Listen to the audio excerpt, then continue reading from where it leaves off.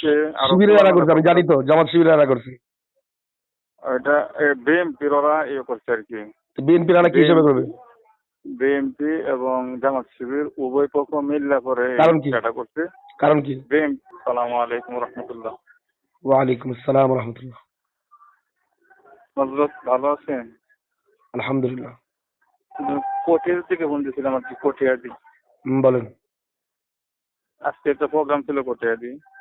হ্যাঁ, পরে ওইটা হযরত হঠাৎ করে এই সকালবেলা মানে আপনার প্রোগ্রামটা ক্যান্সেল করে দিছে এবং প্রোগ্রাম কে ক্যান্সেল করছে? কে ক্যান্সেল করছে?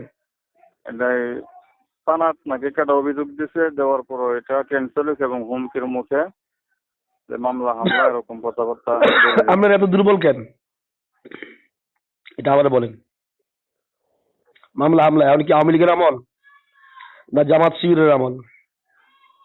এখন যদি এরকম ভয় পায় ইয়া হয়ে থাকেন, আওয়ামী লীগ না, ওটা হযরত বিষয়টা হচ্ছে শিবিরের এরা করছে, আমি জানি তো, জামাত শিবিরের এরা করছে। ওইটা বিএনপির ওরা ইয়ে করছে আর কি। বিএনপির এরা কি হিসেবে করবে? বিএনপি এবং জামাত শিবির উভয় পক্ষ মিল্লা করে কারণ কি? এটা করছে। কারণ কি? বিএনপির ওরা নাকি নালিশ করছে ডাইরেক্ট যে ওরা এই যে মাহফিল করতেছে এবং মাহফিল করাইতেছে উভয় পক্ষ ওরা উলামা লীগের সদস্য। আপনারা এত দুর্বল কেন? আপনাকে প্রমাণ করেন একটু ফাত্রামি। এখন হযরত আমার প্রমাণ বিষয়টা হচ্ছে হযরত আমার বাড়ি কিন্তু নিকলিতা না, আমি তাকে কটিয়ে দিত না। আচ্ছা, যাই হোক, সমস্যা নেই।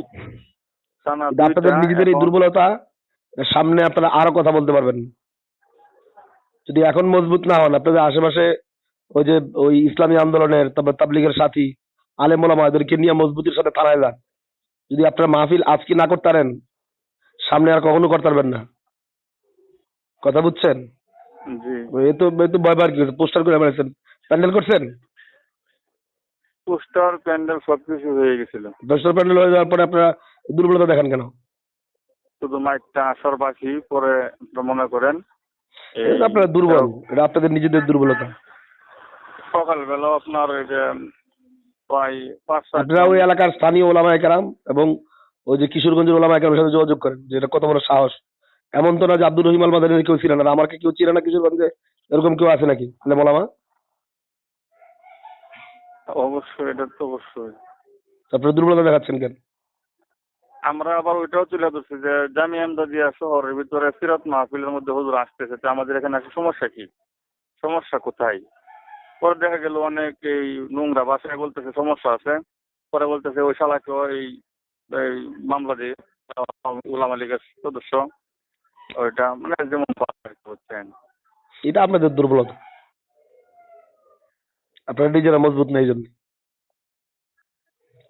আচ্ছা, ঠিক আছে। সালাম আলাইকুম।